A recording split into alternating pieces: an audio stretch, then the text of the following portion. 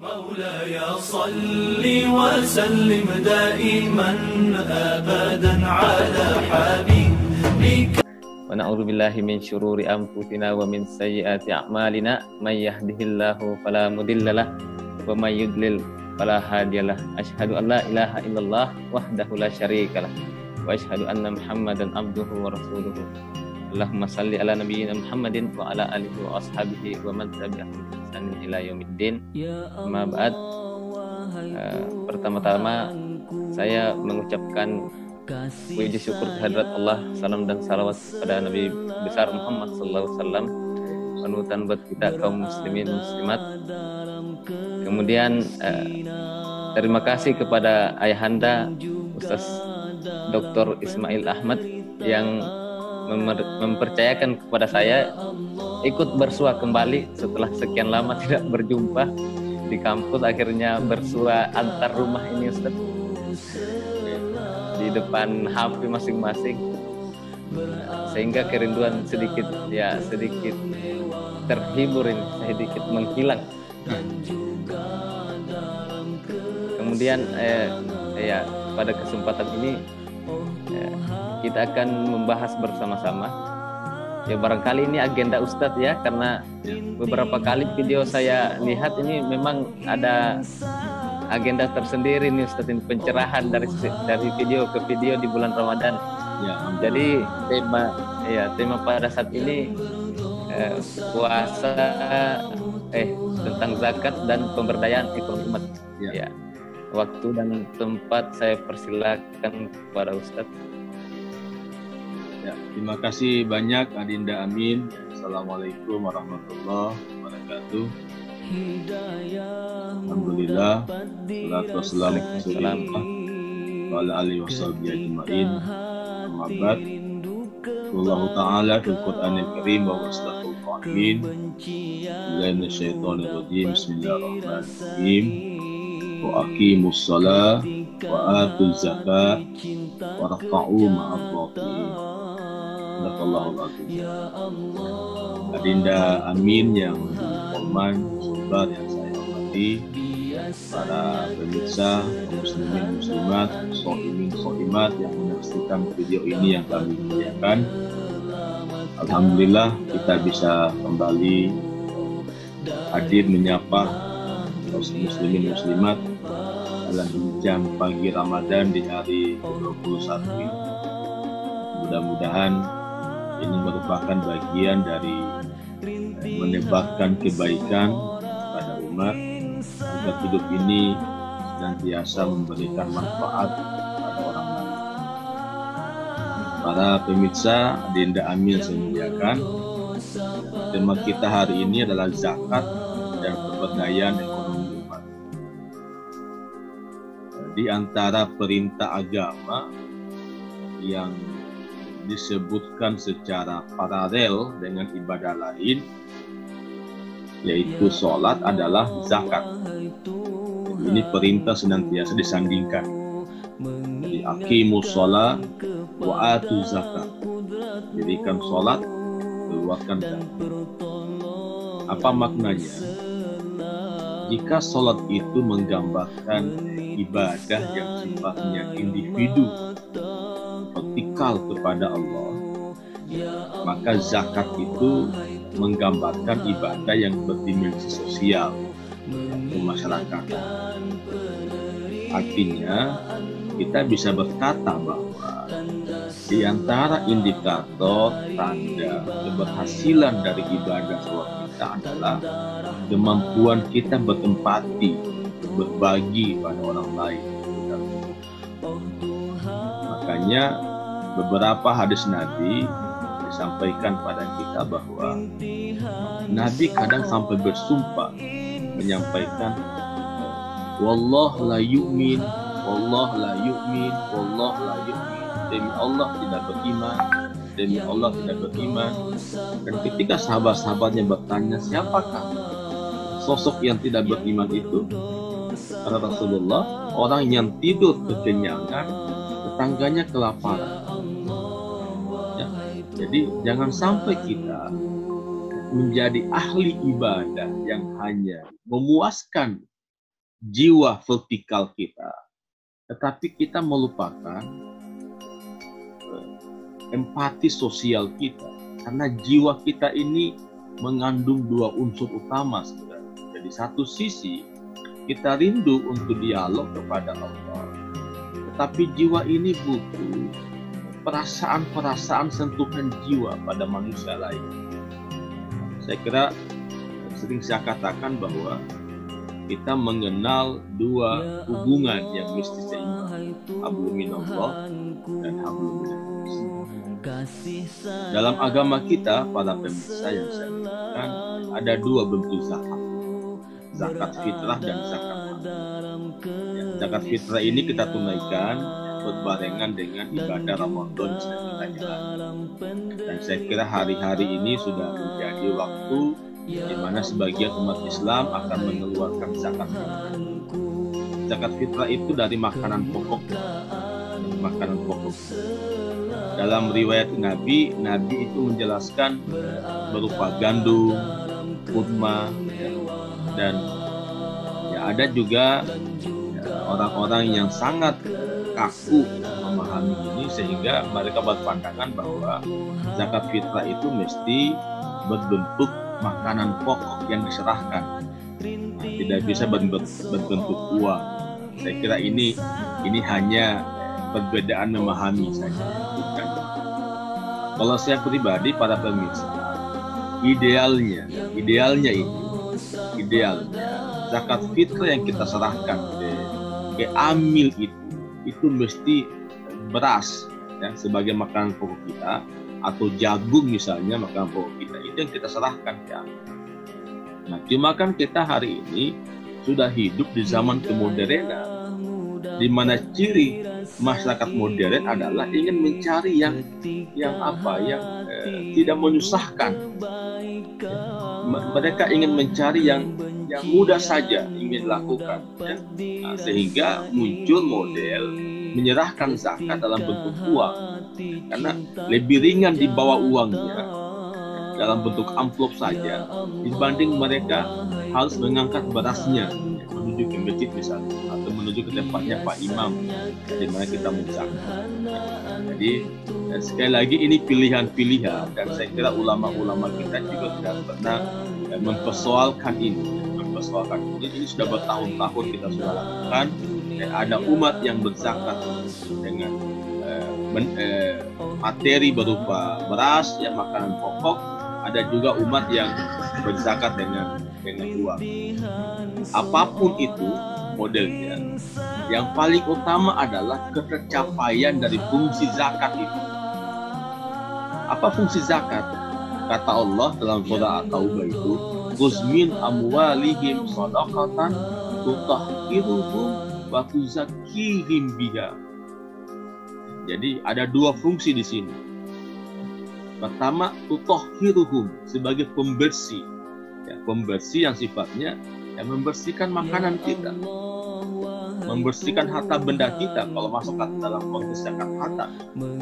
Tapi yang paling utama, waktu zakihim, ya, jadikan zakat ini sebagai media tazkiyah, media penyucian jiwa. Nah, apa hubungannya zakat fitrah? Apa hubungannya zakat makanan pokok dengan kesucian jiwa?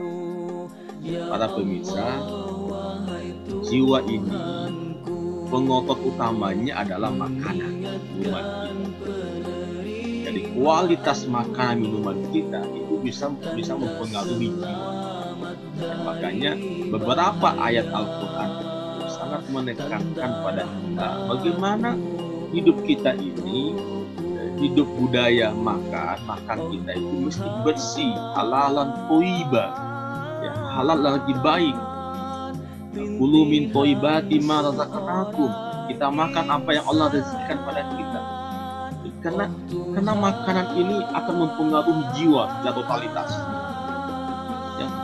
Ya, makanan yang buruk, ya, makanan yang haram jika kita konsumsi itu akan mengotori pikiran kita, akan mengotori nurani kita.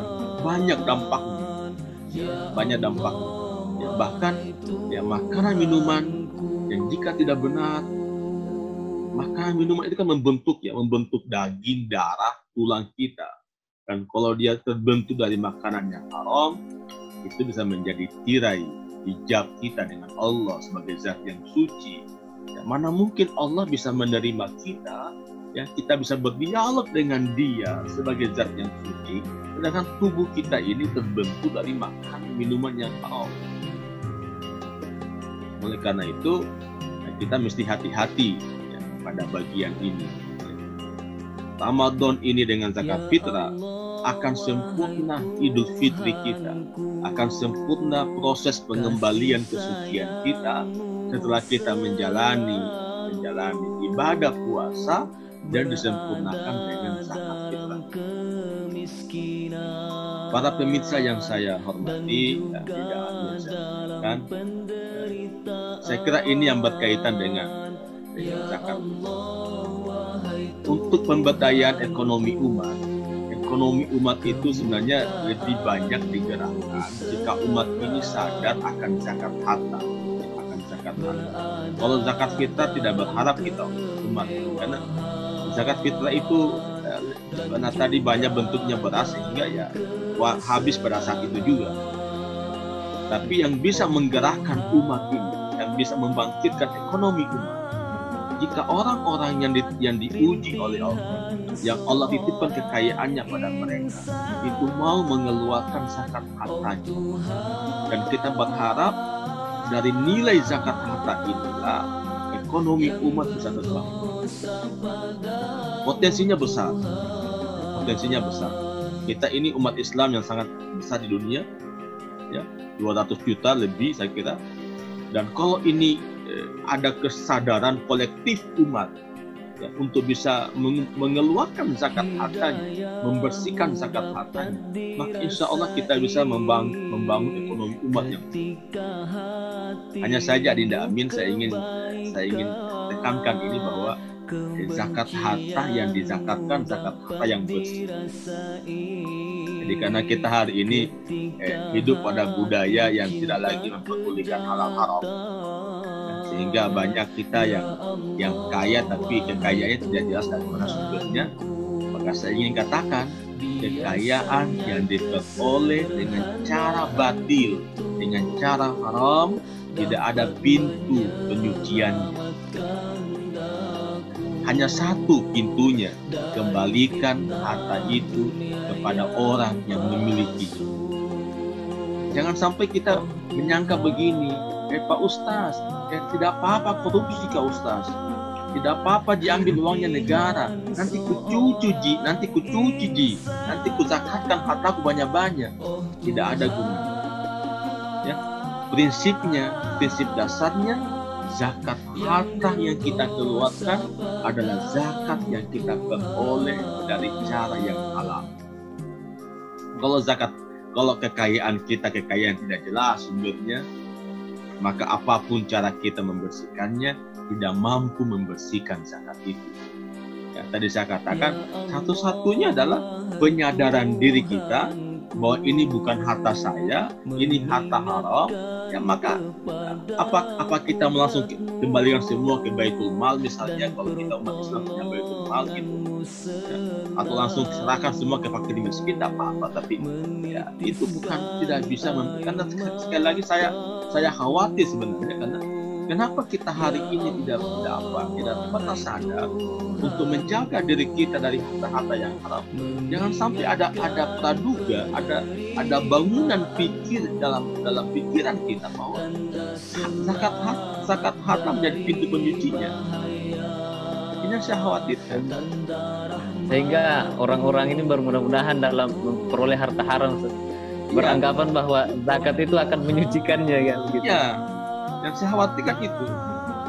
Ya, padahal kemudian Ustaz, terkait pemanfaatan ini, fenomena yang terjadi, saya beberapa hari lalu itu ada yang viral Ustaz tentang pengemis yang ternyata punya rumah 2 lantai Ustaz.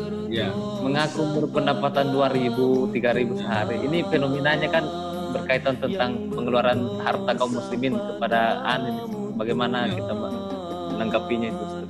Jadi ya kita tidak perlu mempersoalkan bagaimana orang-orang itu mencari rezekinya Allah.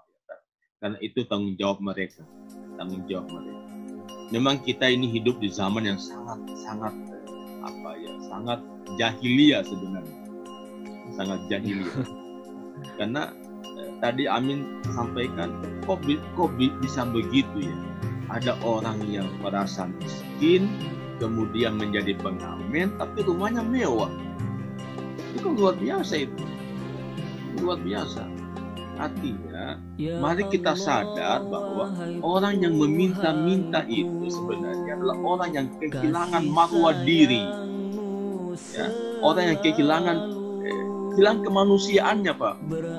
Hilang kemanusiaannya. Jadi orang yang meminta-minta itu, apalagi peminta-minta yang pada dasarnya mampu, maka itu tanpa muka di dunia, tanpa muka dia manusia tanpa muka, tidak ada malunya, karena hanya orang yang tebal muka lah yang mau menengadahkan tangan di pinggir-pinggir jalan. Sekali lagi, hanya orang yang tebal muka yang mau menengadahkan tangannya meminta. Tapi kalau misalnya orang-orang kecil yang betul-betul miskin, apa boleh buat? Itu juga menjadi dosa kita semua, kesalahan kita semua umat Islam. Karena kita biarkan mereka dalam kemiskinannya dan tidak ada usaha kita untuk bagaimana mereka tidak miskin. Sekiranya kita ini punya kesadaran untuk berzakat harta tadi saya katakan Amin, ya, maka mereka tidak perlu datang ke pinggir jalan. Gitu. Pemerintah, Basnas itu mesti bergerak, punya data yang real, Berapa kita punya umat yang miskin misalnya, di mana mereka tinggal. Kalau kita sadar dengan zakat harta kita, maka orang-orang kaya itu tinggal ke Basnas menyerahkan hartanya, Basnasnya langsung dia distribusikan ke orang-orang miskin, maka orang-orang miskinnya sudah perlu hadir di lampu-lampu merah di pinggir-pinggir jalan. Ya, cuma karena kita hari ini Basnas kita tidak produktif, ya, dia hanya menjadi lembaga yang aktif di bulan Ramadan, di bulan-bulan lain sepi, tidak ada, karena juga umat tidak punya kesadaran tinggi tentang ini, maka itulah problem. Jadi sekali lagi, ya memang kita ironi memang masih ada orang-orang yang memanfaatkan kemiskinannya untuk kekayaan dirinya. Luar biasa kan? Jadi menghinakan diri tapi lahiriah rumah mewahnya luar biasa. Na'udzubillah. Setiap Ramadan menjamur, Ustaz. Setiap Ramadan itu menjamur orang-orang seperti ini. Ya, ini fenomena tahunan lalu hadir pada umat. Ya, makanya saya kira pemberdayaan zakat harta, ya, pemberdayaan lembaga-lembaga zakat itu mesti kita maksimalkan. Tapi mereka bisa berdaya jika umat ini punya kesadaran akan kewajiban pada zakat harta. Jangan pernah berharap pada lembaga zakat, pada Basnas jika kita tidak sadar. Kan apa yang mereka mau kerjakan kalau mereka menunggu kan? Ya, meskipun juga saya kira ada kerja sosialisasi oleh lembaga-lembaga dakwah dan lembaga-lembaga zakat itu, tapi apapun sosialisasinya, kalau umat tidak sadar akan kewajiban zakatnya, tidak akan bisa memberikan pengaruh yang besar pada perbaikan ekonomi. Jadi mungkin ini Amin ya, mungkin Amin punya pertanyaan-pertanyaan lain, silakan. Ya, ini fenomena yang terjadi juga, Ustaz. Ya. Ada ya seperti di kampung saya itu ada sebagian orang yang lebih katanya ingin membahagiakan anak, dia lebih mementingkan membelikan baju lebaran untuk keluarganya, tapi tidak pergi berzakat, Ustaz. Nah, bagaimana itu, Ustaz? Ya, kalau kontes zakat fitrahnya ya boleh. Kita emang hari ini ya menjadi makhluk yang artifisial, makhluk makhluk ini, makhluk yang lahiriah, ya, Ingin mementingkan penampilan begitu. ya penampilan, ya penampilan. Padahal yang Allah lihat kan jiwa kita. Ya, innallaha la yanzuru ila suwarikum wa la yanzuru ila ajsamikum walakinallah yang jadi jiwa. Ya, jiwa itu letaknya pada kesucian, ya, pada kesucian. Kesucian jiwa bisa melalui zikir-zikir, ya, baca Quran, sholat, tapi ada aspek kejiwaan kita di mana dia akan menjadi suci ketika kita bisa menghadirkan rasa empati sosial pada orang lain, berbagi pada orang lain. Ya, saya kira amin ya, mungkin ini supaya umat ini sadar, ya, akan mereka berbagi pada orang-orang miskin, pada orang-orang sekitar kita. Mesti kita yakinkan mereka bahwa agama ini sudah memberi kita penjelasan bahwa tidak semua harta kita milik kita. Sudah semua harta kita milik kita. Ada hak-hak orang lain. Yang kedua, kalau harta kita itu mau kekal fungsinya, mau kekal nilainya, maka tidak ada pintu lain kecuali kita berderma, bersedekah, berinfak, berzakat. Karena itulah yang akan mengalir kebaikan-kebaikan pada kehidupan. Tapi kalau kita tidak zakatkan, kita tidak pernah bersihkan, maka boleh jadi kekayaan kita itu akan menjadi bahan api neraka yang akan membakar tubuh ini. Jadi ini penting kita sadari, apalagi di tengah pandemi ini. Saya kira mungkin Amin kemarin juga baca ya statusnya UAS, guru kita UAS, ya, tentang meninggalnya gurunya di Sudan sana, profesor. Itu kan luar biasa kalau kita baca itu. Orang profesor tidak punya rumah. Subhanallah. Ditanya kemana semua gajinya. Ternyata gajinya hanya habis membangun masjid, membangun pondok tahfiz, panti asuhan. Inilah orang-orang yang orientasi hidupnya akhirat. Yang kalau kita hari ini, kalau punya rumah, kalau punya kekayaan, ya maka kita tampilkan kekayaan kita dengan mobil mewah, dengan rumah mewah, dengan handphone yang mungkin 2-3 kita pegang. Kita terjebak pada tampilan lahiriah ini. Ya, padahal ya, Ramadan ini selalu menyapa kita karena Allah ingin kita kenali diri kita, ya, mengenali diri supaya kita bisa mempersiapkan diri untuk pulang, mudik kampung hakiki kita. Allah tidak ingin kita kembali pada keadaan jiwa yang kotor, ya, jiwa yang kotor dengan makanan minuman, jiwa yang kotor dengan harta benda yang tidak halal, yang tidak bersih. Maka Allah minta kita untuk kita berpuasa, untuk kita berzakat. Allah sangat mencintai kita. Makanya ilaman aba. Kalau ada orang yang tidak mau ke surga, sebenarnya hanya orang-orang yang tidak mau ke surga. Hanya dia enggan untuk ke surga. Karena pintunya terbuka lebar. Tinggal Anda jalankan, ya, perintah-perintah Allah. Tinggalkan maksiat, tinggalkan keburukan, lakukan perintah Allah, lakukan sholat, puasa, zakat, haji, berbagi pada orang lain. Itu pintu-pintu. Jadi ya memang kita hari ini terjebak pada ketidakmampuan kita mengenali siapa diri kita, siapa kita, dari mana dan kemana kita. Makanya akhir-akhir Ramadan ini sangat tepat untuk kita semua didamin pada pemirsa untuk melakukan muhasabah, evaluasi diri. Kita itikaf di rumah kita masing-masing sampai kita menyadari diri kita siapa kita. Ya. Di satu sisi para pemirsa, kita ini makhluk dunia. Kita sedang menjalani kehidupan ini. Tapi dunia ini kita mesti jadikan sebagai kebun-kebun akhirat kita, ladang-ladang akhirat. Ya, karena kita akan memetik hasilnya di sana. Ya, jangan kita jadikan sebagai tempat show, kekayaan dan sebagainya. Mari kita malu. Ya, ini kan ayat, kalau kita baca ayat-ayat Makkiyah itu, ayat-ayat Makkiyah kan bicara tentang kehidupan sosial jahiliyah kan, alhaqum takasur, ya, bermegah-megahan pada kekayaan, bermegah-megahan pada jabatan, ya, hatta zultumul maqabir gitu ya.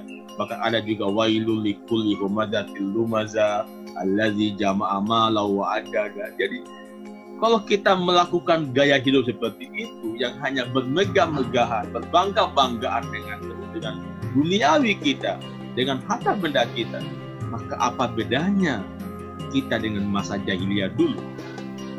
Padahal wahyu Al-Quran dan hadis, Al-Quran hadis, akal kita bisa membimbing kita untuk memilih jalan-jalan kebaikan agar hidup kita ini semakin bermakna, ya, memberikan sesuatu yang positif, ya, karena pada akhirnya saya ingin mengatakan amin, kita sadarlah dengan surah Al-Zalzalah ini. Nanti tiba guncangan dahsyat yang akan menenggelamkan dunia ini, dan di hari kemudian nanti kata Allah, "Faman ya'mal misqala dzarratin khairan wa man ya'mal misqala dzarratin syarran." Tidak ada sesuatu yang tidak akan diperlihatkan oleh Allah. Kebaikan Anda, keburukan Anda, Allah akan perlihatkan. Bahkan kata Allah, "Iqra kitabak kafa bi nafsika al-yawma 'alaika." Baca catatan amalmu wahai Amin, cukuplah dirimu wahai Amin menghisap. Lihatlah. Dan saya kira di surah Al-Waqiah sangat jelas. Kalau Amin terima kitabnya dengan tangan kanan, alhamdulillah, ini kebahagiaan, ini tanda keselamatan. Tapi kalau Allah serahkan kitab amal kita dan kita terima dengan tangan kiri, maka kita menjadi ashabus shimal, tanda kecelakaan. Itu artinya buku kita lebih banyak berisi catatan keburukan dibanding ya, makanya fastabiqul khairat. Mari jadikan Ramadan ini kita tempat lomba-lomba berbuat kebaikan, apalagi di akhir-akhir ini, ya, di tengah wabah pandemik COVID-19. Saya kira, wahai siapapun di antara kita yang punya, yang memiliki sesuatu, berbagilah pada orang lain. Ya. Dan subhanallah, amin. Ya.